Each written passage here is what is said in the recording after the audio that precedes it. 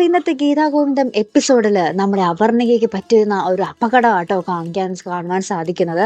അപ്പൊ നമ്മുടെ അജാസിന് ഇങ്ങനെ അപർണിക ഇങ്ങനെ ഫോൺ ചെയ്തിരിക്കുമായിരിക്കും. നമ്മുടെ ആ ഒരു പുതിയ ഒരു സ്ഥലത്തിന്റെ കാര്യം, അവിടെ ഇങ്ങനെ റിസോർട്ട് തുടങ്ങുന്ന കാര്യത്തിനെ പറ്റിയൊക്കെ സംസാരിച്ചുകൊണ്ടിരിക്കുകയായിരിക്കും നമ്മുടെ അജാസുമായിട്ട്. അപ്പോഴാണ് നമ്മുടെ അപർണികയ്ക്ക് പെട്ടെന്ന് ഒരു വയറുവേദന വരുന്നത്.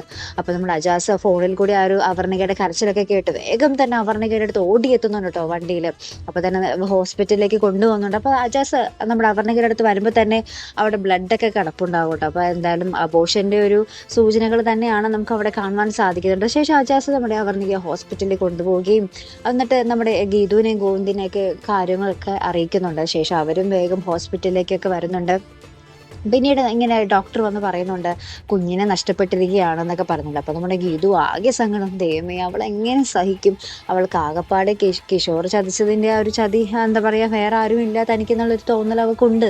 അപ്പോൾ ഈ ഒരു കുഞ്ഞ് ഉള്ളത് മാത്രമായിരുന്നു അവൾക്ക് ഒരു ജീവിക്കാനുള്ള ഒരു പ്രചോദനമൊക്കെ. ആ ഒരു കുഞ്ഞ് പോലും നഷ്ടപ്പെട്ടു എന്ന് അറിയുമ്പോഴുള്ള അപർണികയുടെ അവസ്ഥ എന്തായിരിക്കും എന്നൊക്കെ ഓർത്തിങ്ങനെ ഗീതു ഭയങ്കര കരച്ചിലാട്ടോ.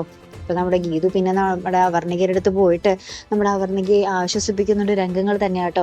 ദൈവം തന്നെ തന്നതല്ലേ, ദൈവം തന്നെ തിരിച്ചെടുത്തു എന്ന് നീ വിചാരിച്ചാൽ മതി, നമ്മളുടെ കയ്യിലൊന്നും അല്ല അപർണികയെ ജീവിതം എന്നൊക്കെ പറഞ്ഞ് നമ്മുടെ ഗീതു ഇങ്ങനെ നമ്മുടെ അപർണികയുടെ അടുത്ത് പറയുന്നുണ്ട് രംഗങ്ങൾ തന്നെയാട്ടോ. അപ്പോഴും നമ്മുടെ അപർണികയ്ക്ക് ഒരു പ്രതീക്ഷയാണ്, താൻ അപകടത്തിലാകണം എന്നറിയുമ്പോൾ കിച്ചു വരും എന്നുള്ളൊരു പ്രതീക്ഷ അപർണികയ്ക്കുണ്ട്. ആ ഒരു പ്രതീക്ഷയിലാണ് നമ്മുടെ അപർണിക ചോദിക്കുന്നുണ്ട് നമ്മുടെ ഗീതുവിൻ്റെ അടുത്ത്, കിച്ചു കാണാൻ വന്നിരുന്നോ എന്നിങ്ങനെ ചോദിക്കുന്നുണ്ട് കേട്ടോ. ആ ഒരു രംഗത്തിലാട്ടോ നമുക്ക് ഇന്നത്തെ എപ്പിസോഡ് അവസാനിക്കുന്നത്.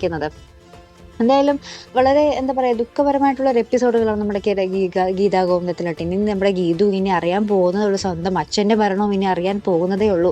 ഇതൊക്കെ ഗീതു എങ്ങനെ താങ്ങും, അല്ല പ്രേക്ഷകരെ എങ്ങനെ പ്രതികരിക്കും ഇതിനൊക്കെതിരെ കണ്ടു തന്നെ അറിയാട്ടോ. അപ്പോൾ ഇതുപോലുള്ള പ്രൊമോ റിവ്യൂസിനും എപ്പിസോഡ് റിവ്യൂസിനും ഒക്കെ നിങ്ങൾ മറക്കാതെ ചാനൽ സബ്സ്ക്രൈബ് ചെയ്യുക. അടുത്തൊരു വീഡിയോയുമായി വരുന്നത് വരയ്ക്കും ഗുഡ് ബൈ.